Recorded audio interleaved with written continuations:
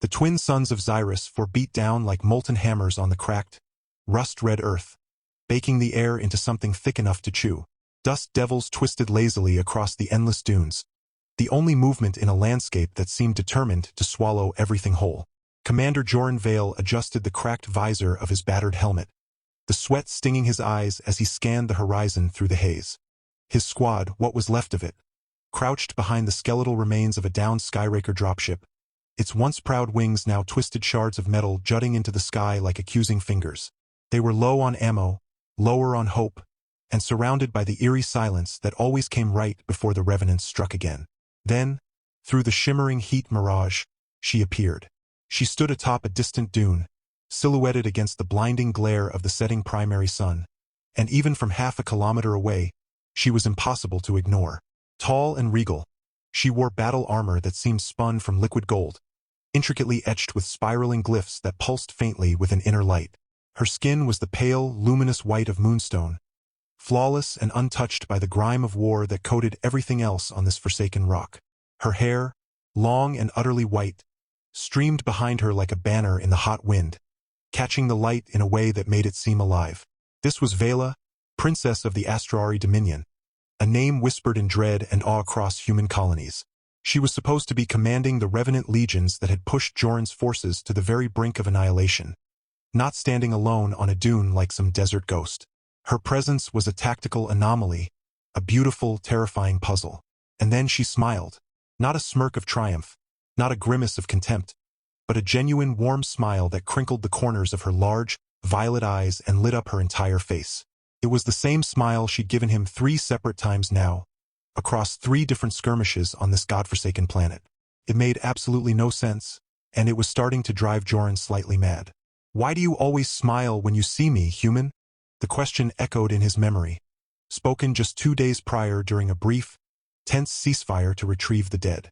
She'd strode across the no-man's land between their lines, flanked by silent, hulking revenant warriors, and stopped just 10 meters from his position. Her voice had been melodic, layered with harmonics that felt like cool water on sunburned skin, yet her words were direct, almost playful. He'd been too stunned to answer then, his mouth dry, his mind scrambling to reconcile the ruthless military commander who'd orchestrated the near destruction of his battalion with the woman who looked at him like he'd just told a particularly charming joke. Now, watching her again, that same inexplicable smile playing on her lips as she surveyed his desperate position, the question burned hotter than the twin suns. It wasn't just curiosity anymore. It felt like a key to a door he didn't even know existed, a door that might lead to survival, or a deeper, more dangerous trap. Joran wasn't a man prone to romantic fancies, especially not amidst the charnel house of an interstellar war. His life had been mapped out in tactical displays, casualty reports, and the grim calculus of holding a line against an enemy that seemed carved from nightmares. The Astrari weren't just technologically superior. Their very biology was alien, their motives inscrutable. They'd swept through the outer rim colonies with terrifying efficiency, their sleek, organic-looking warships appearing without warning, their silent legions overwhelming defenses before humanity could even grasp the scale of the threat. HFY was supposed to be a buffer world, a place to bleed the invaders, to buy time for the core worlds to arm. Instead, it had become Joran's personal hell. He'd watched good soldiers, friends, men and women he'd trained and laughed with, reduced to ash or dragged away by the Revenant's eerie, energy-draining nets. He'd seen cities turn to glass, forests burned to cinders. He carried the weight of it all in the permanent lines on his face and the haunted look in his gray eyes. Yet, this woman, this alien princess who represented the very force crushing his world, kept smiling at him. It was absurd. It was infuriating. And against all logic, it was starting to chip away at the hardened shell he'd built around himself. He remembered the first time he'd seen her, not as a distant silhouette, but up close. It had been during the chaotic retreat from Oasis Primus, a failed attempt to hold the planet's only major water source. His platoon had been ambushed in the narrow canyons leading to the oasis, caught in a crossfire from energy cannons mounted on skittering, insectoid revenant walkers. He'd been separated, pinned behind a rock formation, his rifle overheated and useless, watching his last medic get vaporized by a searing blue bolt. He'd closed his eyes, waiting for the end, only to hear the distinctive, high-pitched whine of a revenant energy blade cutting the air. He'd braced for the impact, but it never came. Opening his eyes, he'd seen her. Vela stood over him, her golden armor scuffed and smudged with dust, her white hair tangled. One of her own revenant soldiers lay decapitated at her feet, its energy blade still humming in her hand. She'd looked down at him, this filthy, exhausted human commander sprawled in the dirt, and that smile had bloomed on her face. Bright, unexpected, and utterly disarming. She'd simply nodded, turned, and walked away, her warriors falling in behind her without a backward glance, leaving him alive in the smoldering ruins. He'd never understood it. Was it mercy? Pity? Some bizarre alien sense of honor? The memory of her expression, that pure, unguarded smile in the midst of such carnage, had haunted him more than any battlefield horror. Commander! Movement! 3 o'clock! Sergeant Wren's voice, crackling over the comms, yanked Joran back to the present. The mirage on the dune shifted, resolving into the hulking, chitinous forms of revenant shock troops emerging from concealment. They moved with a silent, unnerving coordination, their multi-jointed limbs skittering over the sand, energy rifles held low and ready. The smile on Vela's face vanished, replaced by the cool, detached mask of a supreme commander. She raised one hand, and the revenants froze in perfect unison. The silence that followed was heavier than before, thick with anticipation. Joran's heart hammered against his ribs. This was it, the final push. He keyed his comm, his voice rough but steady. Fix bayonets. Conserve power cells. Make every shot count. We hold this ground or we die on it. No retreat. His words were met with grim nods and the metallic snick of blades locking into place. They were a ragged bunch. Ran, his face a roadmap of old scars. Young Private Lyra, her hands trembling slightly but her jaw set. Tech Specialist Corps, frantically trying to jury-rig a comms array that hadn't worked in days.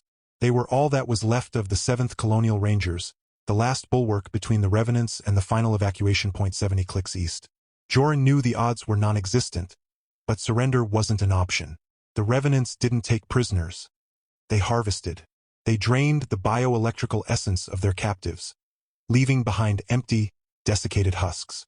He'd seen the evidence. He wouldn't let that happen to his people. Just as the first Revenant warrior took a step forward, a low, resonant hum filled the air, vibrating through the sand beneath their feet. The ground trembled. From behind Vela's position, the dune itself seemed to split open, revealing not more warriors, but a massive, disc-shaped craft hovering silently, its surface shimmering with the same golden luminescence as her armor. It wasn't a standard Revenant warship. It was sleeker, more elegant, radiating an aura of immense, contained power. Vela turned and walked towards it, her white hair catching the last rays of the sun, turning it into a halo. She paused at the ramp that extended down from the craft's belly and looked back, directly at Joran's position. Even at this distance, he felt the weight of her gaze. And then, impossibly, the smile returned. It wasn't the wide, open smile of before. It was softer, tinged with something that looked suspiciously like sadness, and perhaps an invitation. She raised her hand, not in a command this time, but in a simple, human-like wave. Then she turned and ascended the ramp. The massive craft lifted off without a sound, its golden hull absorbing the dying light, and shot straight up into the twilight sky, leaving the Revenant warriors standing inert on the dune below. The shock troops didn't advance. They didn't fire. They simply stood there, motionless, as if waiting for an order that would never come.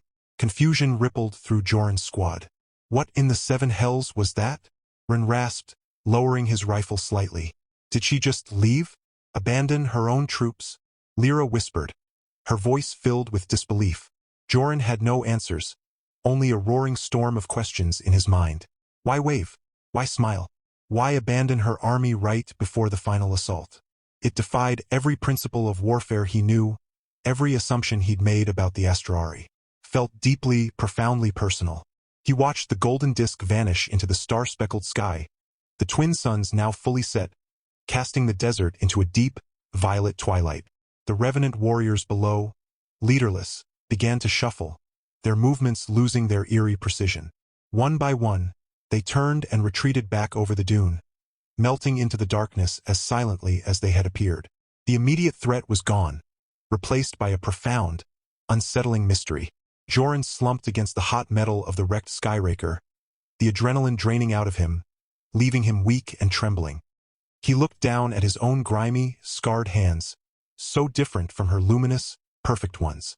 He thought about the medic at Oasis Primus, the inexplicable mercy. He thought about her voice asking that simple, impossible question. A dry, humorless chuckle escaped his lips, startling his squad. "She smiled," he muttered, more to himself than to them. "She always smiles." It wasn't just a question anymore. It was the central, burning enigma of his existence on this dead world. The next few days were a blur of cautious movement and paranoid vigilance. They traveled east under the cover of night, navigating by the unfamiliar constellations of the Xyrus system. Every shadow a potential ambush, every rustle of wind a revenant scout. But the attacks never came.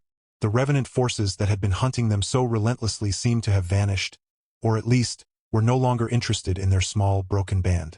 It was as if Vela's departure had lifted a curse. Hope, a dangerous and fragile thing, began to bloom in their ranks. They found a hidden cache of water and ration packs near a dried-up riverbed, clearly left there intentionally, marked with a small, golden glyph that matched the ones on Vela's armor. It was another impossible gesture, another piece of the puzzle that made no tactical sense. Joran found himself thinking about her constantly. He remembered the slight tilt of her head when she'd asked him why he didn't smile back.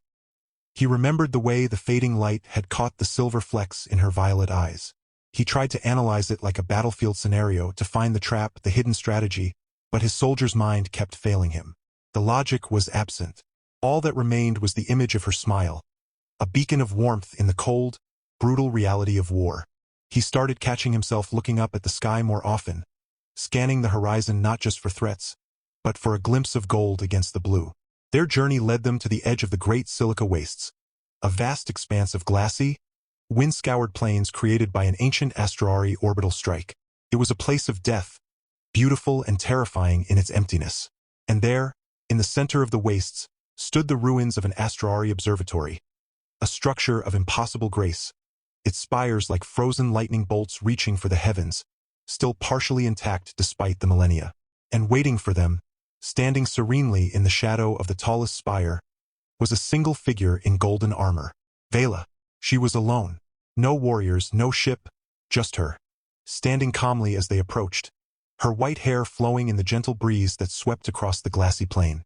Joran ordered his squad to hold back, his hand resting on the grip of his sidearm, his heart pounding a frantic rhythm against his ribs.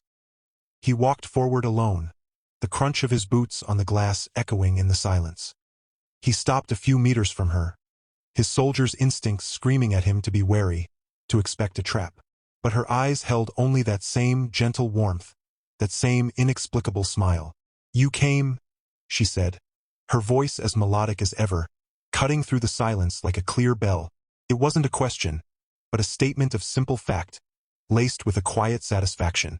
"Why?" Joran asked, his voice rough, his guard still firmly up. "Why leave your army? Why help us? Why smile?"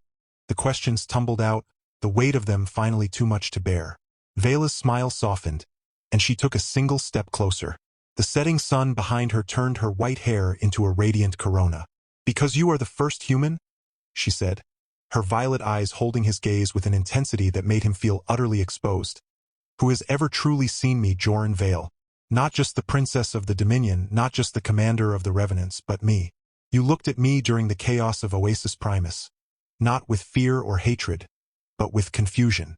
A kind of raw, honest bewilderment. You didn't project your fear onto me. You saw a being separate from the war." She paused, her gaze drifting to the ruins around them. "My people are ancient. We have forgotten how to feel. Our society is built on logic, on order, on the cold perfection of our machines and our strategies. We have conquered 1,000 worlds, but we have lost our souls in the process. We are ghosts in golden armor." She looked back at him, and there was a deep, profound sadness in her eyes.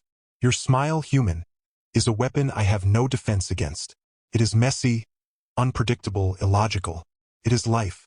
When I see you standing there, covered in the dust of this dying world, surrounded by death, and yet you still carry that spark of defiant, stubborn life in your eyes, it reminds me of what we have lost. It reminds me of what it means to be alive." She took another step, close enough that he could see the faint silver tracery on her armor, close enough to feel the faint warmth radiating from her. I smile because you make me remember. I smile because you are hope, Joran Vale. Hope for your people and perhaps for mine. Her words struck him with the force of a physical blow. He'd spent his whole life seeing the Astrari as a faceless, monstrous enemy, a tide of destruction to be held back. He'd never considered that they might be trapped by their own perfection, that their ruthless efficiency might be born of a deeper emptiness.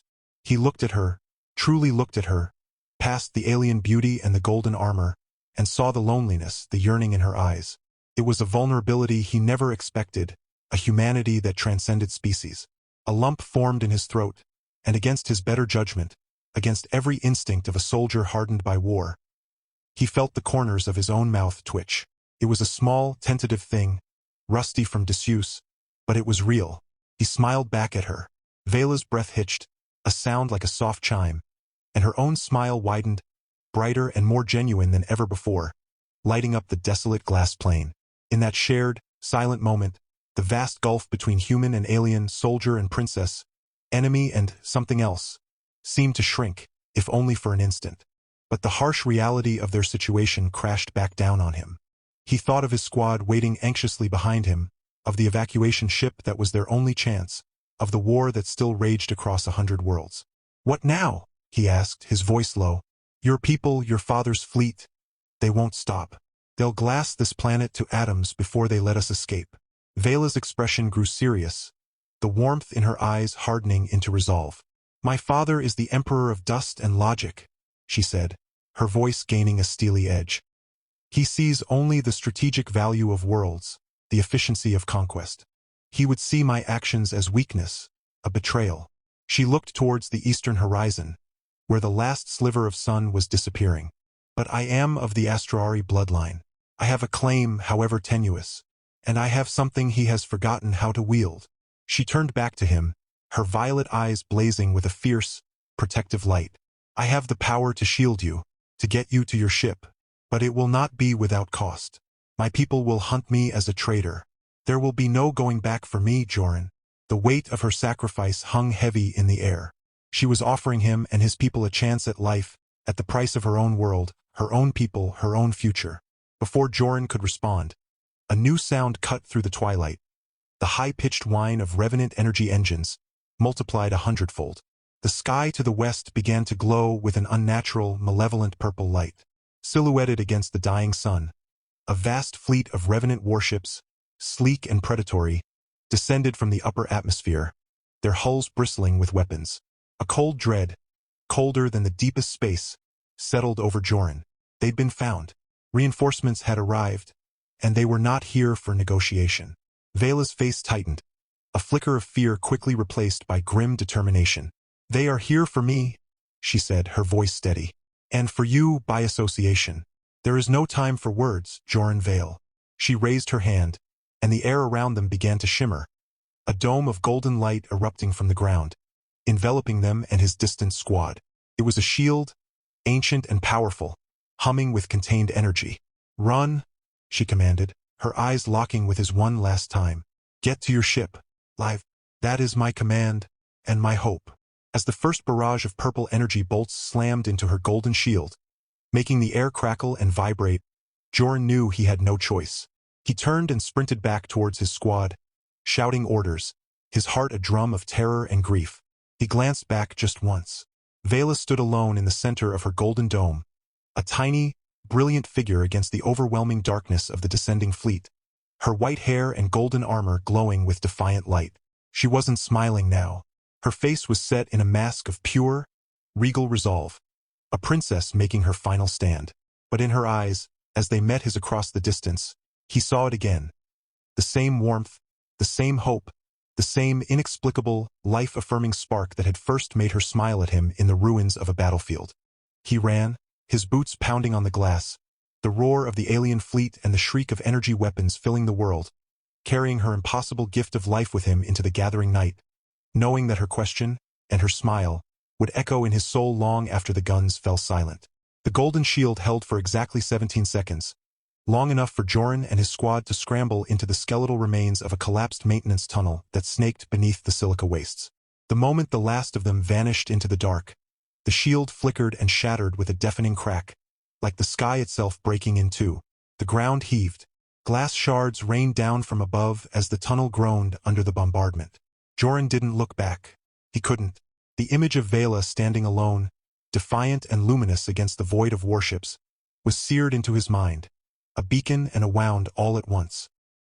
He led his people through the narrow, claustrophobic passage, guided by the faint glow of Kor's jury-rigged hand lamp, the air thick with dust and the metallic tang of fear.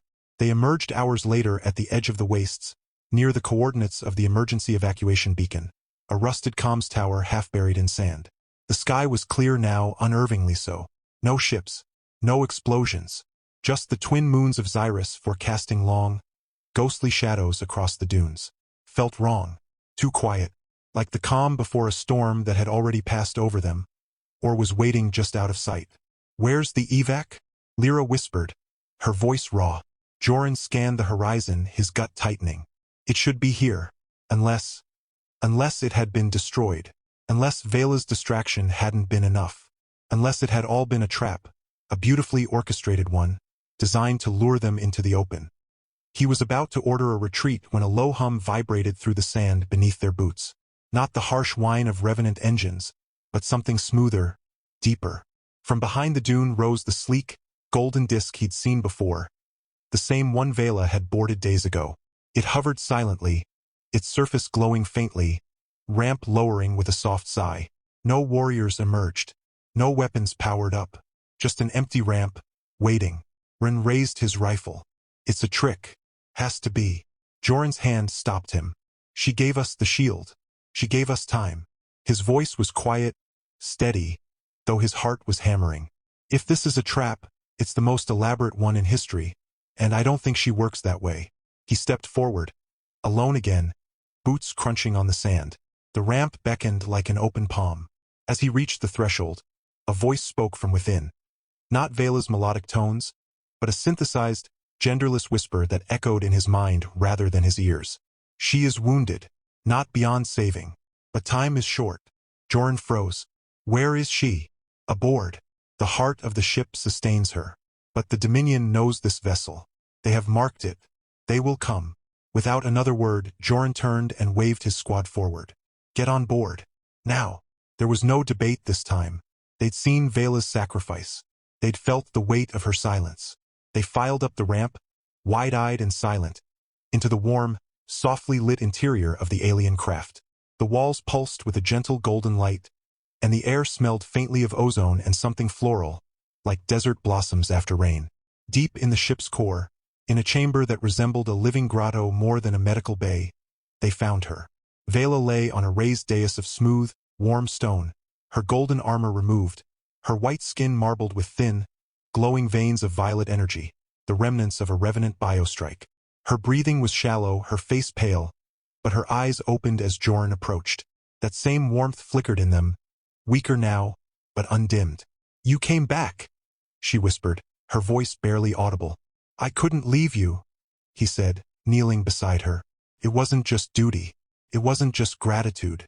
It was something deeper, something that had been growing in the cracks of his war-torn soul since the first time she'd smiled at him in the ruins. She reached up, her fingers featherlight against his cheek, tracing the scar that ran from his temple to his jaw. "You still don't smile enough," she murmured, and despite everything, the blood, the exhaustion, the looming threat of an entire alien armada, Joran felt the corners of his lips lift, just a little, just for her. Then the ship shuddered. Alarms, soft, chiming tones, not blaring sirens, filled the chamber. The walls dimmed, the golden light replaced by urgent crimson pulses. "They have found us," the ship's voice intoned. "3 Dominion dreadnoughts. They carry the Emperor's personal sanction. They will not parley.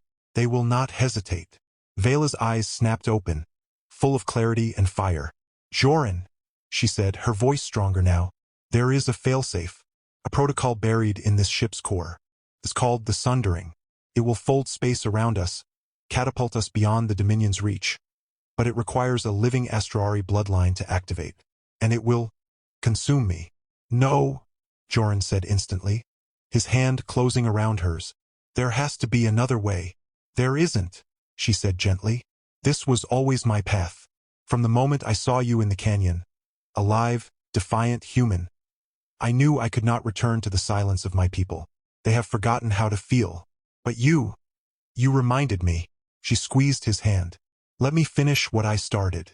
Let me give you more than just escape. Give you a future. Before he could argue, Ren burst into the chamber. Commander, we've got incoming Revenant drop pods. They're breaching the hull. The ship groaned again. A deep, pained sound. Cracks spiderwebbed across the glowing walls. Outside, the sky darkened as the three immense dreadnoughts descended, blotting out the stars, their hulls bristling with weapons that hummed with apocalyptic power. Vela sat up, her body glowing with renewed energy, her white hair lifting as if charged with static. Get your people to the escape pods, she commanded, her voice ringing with royal authority. This ship will hold them for 10 minutes. That's all you'll need. Joran shook his head, stubborn to the last. I'm not leaving you.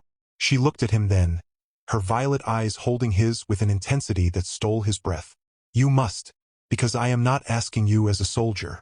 I am asking you as the man who makes me smile. Her voice softened. Go, live, and when you look at the stars, remember that not all aliens are conquerors. Some are just lost. Tears stung Joran's eyes, something he hadn't felt in years. He leaned down and pressed his forehead to hers, a human gesture of farewell, of connection. I'll find you, he whispered fiercely, even if I have to cross 1,000 galaxies. She smiled, that same impossible, radiant smile. Then I'll be waiting. He ran. He herded his squad into the sleek, teardrop-shaped escape pods nestled in the ship's underbelly. As the last pod launched, streaking into the upper atmosphere like a silver tear, Joran looked back through the viewport. The golden disk was surrounded, engulfed in a storm of purple energy fire. But as the Dominion ships closed in for the kill, the disk flared with unbearable brightness, a sun born in the desert night. Then, with a silent pulse that bent the very fabric of space, it vanished. The escape pods made it to the waiting frigate in orbit, the last light, a battered human vessel that had been hiding in the asteroid belt on a desperate gamble. They were safe, for now. Back on the ship, as medics tended to his squad, Joran stood alone on the observation deck, staring at the planet below. Zyrus 4 was quiet again. No golden light, no revenant fleet, just the endless red desert under the twin suns. But something was wrong. A week later, as the last light limped toward the nearest human-controlled system, a coded transmission crackled over the comms, a frequency no human ship should have access to. The message was simple, just a string of coordinates and a single symbol. The golden glyph from Vela's armor. Joran knew instantly. It wasn't from her. It was a trap, a lure. The Emperor knew he would come. But then, another message followed, this one embedded in the ship's own navigation core, as if it had been waiting all along. It was Vela's voice, clear and calm. Joran, if you're hearing this, I succeeded. The sundering worked. I am not dead, but I am changed. The Emperor believes me gone. In his eyes, I am a ghost. That gives us an advantage. The coordinates are real. They lead to a hidden Astrari vault world, a place of knowledge, not conquest. It holds the key to ending this war, not with more fire, but with truth. Come alone. Come in peace. And Joran, bring your smile. The frigate's captain argued. Command screamed over secure channels, demanding he return to base, to debrief, to forget the alien princess and her fairy tales. But Joran Vale had spent his life following orders. Now, for the first time, he chose to follow something else, something fragile and illogical and utterly human. He stole a scout ship in the dead of night, slipping past the picket line with nothing but a course plotted to the edge of known space and a single photograph in his pocket. A captured image from a battlefield drone, showing a white-haired woman in golden armor, smiling at a lone human commander across a sea of sand and ruin. The war wasn't over. It had just changed shape. And somewhere in the vast, star-strewn dark, a princess who had once been a weapon was waiting. Not for a soldier, but for a man who remembered how to hope. Joran adjusted his course, the stars stretching into streaks of light ahead of him. He didn't know what waited at the end of this journey, betrayal, salvation, or something in between. But for the first time in years, he felt alive. And as he thought of her smile, his own returned, small but certain, a quiet rebellion against the endless night. The desert behind him was gone. The battlefield ahead was unknown. But he was no longer fighting just to survive. He was fighting for a future where a human and an alien could stand together. and smile. The scout ship Whisperwind emerged from its final full jump not into the cold void of deep space, but into a system wrapped in emerald nebulae and twin rings of orbiting crystal moons. Below lay Eltharis, a world untouched by war, hidden for millennia behind gravitational veils and cloaking fields older than human civilization. Its surface shimmered with silver forests, rivers of liquid light, and cities that grew like living coral from the mountainsides. It was nothing like the scorched deserts of Xyrus IV. This was a place of peace, of memory, of quiet strength. Joran landed in a clearing beneath a canopy of bioluminescent trees, his heart in his throat. He stepped out in a simple field uniform, no armor, no weapons, only the photograph in his breast pocket and the stubborn hope in his chest. Before he could take a second step, the trees parted. Vela stood there, not in golden battle armor, but in flowing robes the color of dawn, her white hair braided with strands of starlight moss. She was whole again, radiant, her violet eyes bright with tears and joy, and she was smiling. Not the mysterious, distant smile of the battlefield, but a wide, unrestrained grin that reached her eyes and lit up the entire glade. "You came," she said, her voice trembling. "I told you I would," Joran replied, his own voice thick. She ran to him then, faster than he thought possible, and threw her arms around him. He held her tightly, breathing in the scent of alien blossoms and warm stone, feeling the steady beat of her heart against his own. All the fear, the war, the galaxy of distance between them, it melted away in that embrace. He kissed her, not as a soldier kissing a princess, but as a man who had finally found his home. Eltharis became their sanctuary and their secret. Here, Vela was not the disgraced heir to a conquering empire, and Joran was not the broken commander of a lost war. They were simply Joran and Vela. They learned each other's languages, not just the words, but the silences in between. He taught her the clumsy warmth of human laughter. She taught him the quiet grace of astrari meditation beneath the twin moons. They walked through forests that sang in the wind and swam in rivers that glowed with gentle phosphorescence. And slowly, cautiously, they built something new. Not just a life, but a bridge. Word of their sanctuary spread, not through transmissions or fleets, but through whispers carried by exiles, dissidents, and dreamers from both species who had grown weary of endless war. Eltharis became a haven, a neutral ground where human scientists could study astrari biotech, and astrari philosophers could rediscover emotion through human art and music. It was fragile, this peace, but it was real. And at its heart were Joran and Vela. And whenever someone asked Vela why she had smiled at that grimy human soldier in the middle of a battlefield all those years ago, she would look at Joran, his hair now streaked with silver, his face lined with time and joy, and she would smile again. The same smile, just as warm, just as full of life. Because, she would say, even in the darkest desert, sometimes you find the one who makes your soul remember how to bloom. And Joran, leaning over to press a kiss to her temple, would finally understand. He had spent his life searching for victory. But real victory wasn't in holding a line or winning a battle. It was in building a home, in raising children who would never know the taste of ash, in sharing a quiet moment under alien stars with the woman who changed everything. He smiled back, fully, freely, joyfully, because he had finally learned how. And in that smile, across species and stars and scars, their story was complete. Not with an end, but with a beginning that echoed through generations. A future written not in blood, but in love, laughter, and the quiet certainty that even the most impossible things can come true, if you just dare to smile first.